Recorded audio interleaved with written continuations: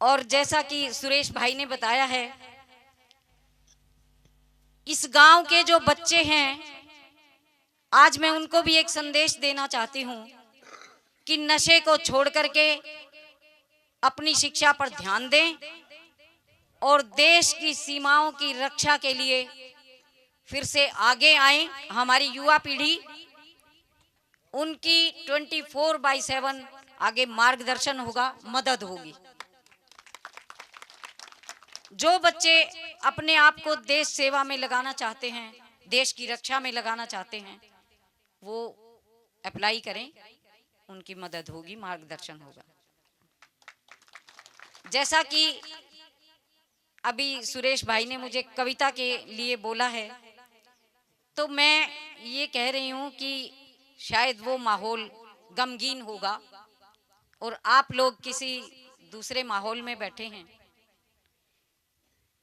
ये कलाकार बंधु बहुत मेहनत करते हैं, तो एक मेरी छोटी सी प्रार्थना भी है इनसे कि आप समाज के लिए थोड़े से प्रेरणादायक गीत वो भी प्रस्तुत करें, प्रेरणादायक नृत्य भी प्रस्तुत करें, थोड़ी सी मर्यादाओं में रह करके। और जितने भी दर्शक यहाँ पर आए हैं, जितनी शिद्दत से वो ऐसे कार्यक्रम देखते हैं, उतनी ही शिद्दत से राष्ट्रभक्ति, देशभक्ति के कार्यक्रम भी आप सुने भी और देखें भी। इनसे हमारी युवा पीढ़ी को, हमारे बच्चों को प्रेरणा मिलेगी।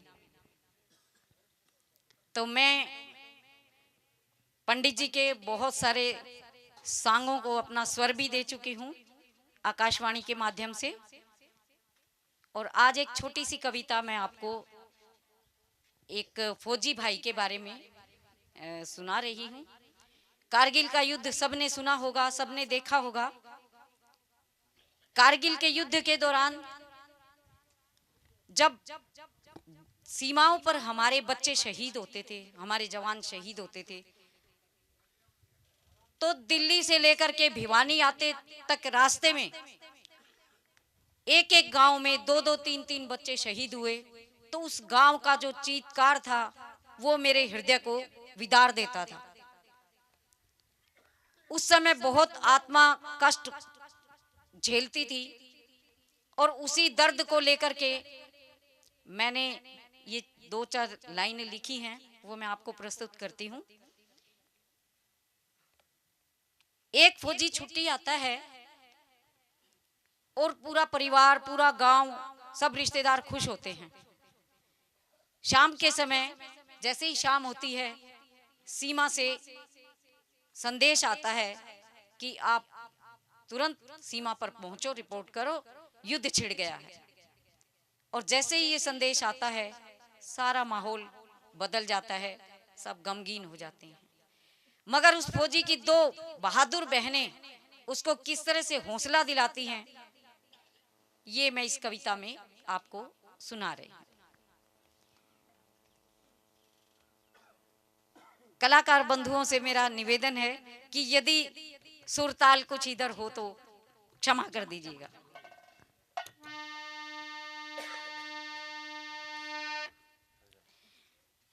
टैंक तोप के गोले चाले और चाले शमशीर,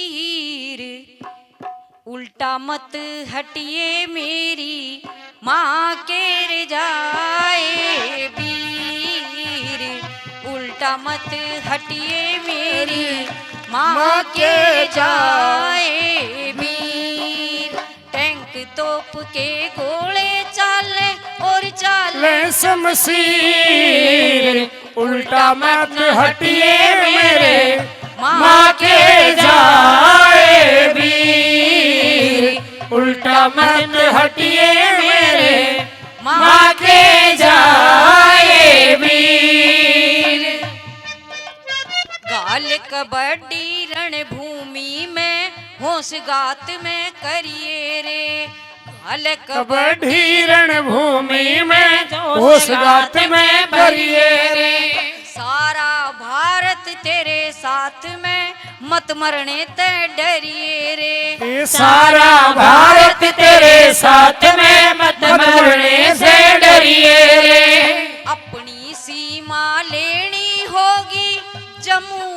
कश्मीर, उल्टा मत हटिए मेरे माँ के जाए वीर, उल्टा मत हटिए मेरे माँ के जाए वीर।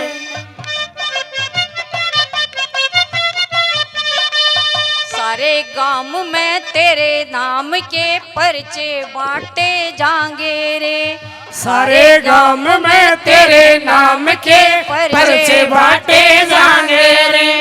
वीर बहादुर इतिहासा में न्यारे छाटे जाएंगे रे, वीर बहादुर इतिहासा में न्यारे छाटे जाएंगे रे। सोने के हर फां में लिख जा नाम तेरा रणबीर, उल्टा मत हटिए मेरे माँ के जाए वीर, उल्टा मत हटिए मेरे माँ के जाए वीर।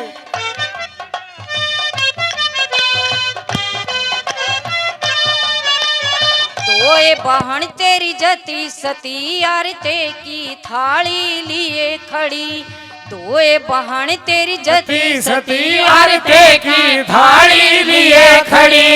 रणभूमि में रण जीतन की इससे बढ़िया नहीं घड़ी, रणभूमि में रण जीतन की इससे बढ़िया नहीं घड़ी। 4 बजे की टेम उकगी नैना में भर आया नीर, उल्टा मत हटिए मेरे माँ के जाए वीर, उल्टा मत हटिए मेरे माँ के जाए वीर। टैंक तोप के गोले चाल और चाल शमशीर, उल्टा मत हटिए मेरे माँ के जाए वीर, उल्टा मत हटिए मेरे माँ के जाए वीर।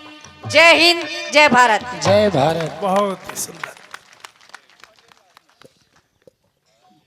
देखिए भाई, ये होता आत्मा का मिलन और आत्मा का जुड़ाव। एक छोटे से पद पर आदमी चला जानते इतना अभिमान और घमंड उस आदमी में भर गया है। भारत के सबसे बड़े गृह मंत्रालय में सबसे बड़े पद पर रहते हुए भी हमारी संस्कृति के साथ जो आत्मा से जुड़ाव बहन चित्रलेखा का है। एक बार जोरदार ताली बजा के स्वागत करो इनका। और मैं बहुत ही बार बार उन मेरे आदरणीय सुरेश जी चाचा जी जो हमारे राष्ट्रीय अध्यक्ष है जय हिंद मंच के, उनका दिल की गहराइयों से आप सभी की तरफ से और इस गांव की तरफ से और गौशाला की तरफ से इनका नतमस्तक होकर अभिनंदन करता हूं कि आज बहन जी के मुख से ये शब्द हमारे को इनकी बदौलत सुनने को मिले। और पूरा परिवार के साथ आ रहे हैं, चाचा जी तो चाची जी भाई सारे लेके आ रहे हैं। तो मैं चाची जी से भी अनुरोध करूंगा आप पीछे ना रहे, आप भी स्टेज पे आए स्टेज पे आप भी। तो आप सभी का, आप पूरा परिवार का, जय हिंद परिवार का गांव की तरफ से और गौशाला की तरफ से और समस्त प्रेमियों की तरफ से एक बार जोरदार ताली बजा के फिर स्वागत भाई।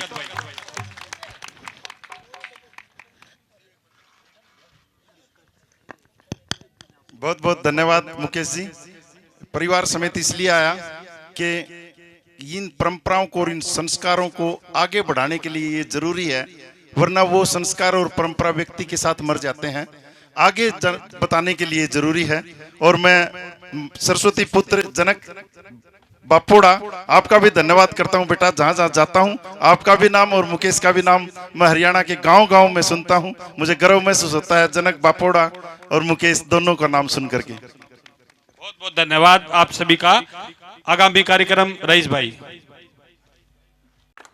उदाहरण मैं यहाँ थोड़ा सा देना चाहता हूँ कि अगर हरिश्चंद्र और उनके बेटे रोहतास और हरिश्चंद्र की पत्नी और रोहतास की माँ, वो एक पत्नी माँ महिला के रूप में है, तो अगर कोई महिला कलाकार नहीं है तो एक पुरुष को ही उस महिला का रोल करके और उसे वो कहना और करना पड़ेगा एक्ट के रूप में।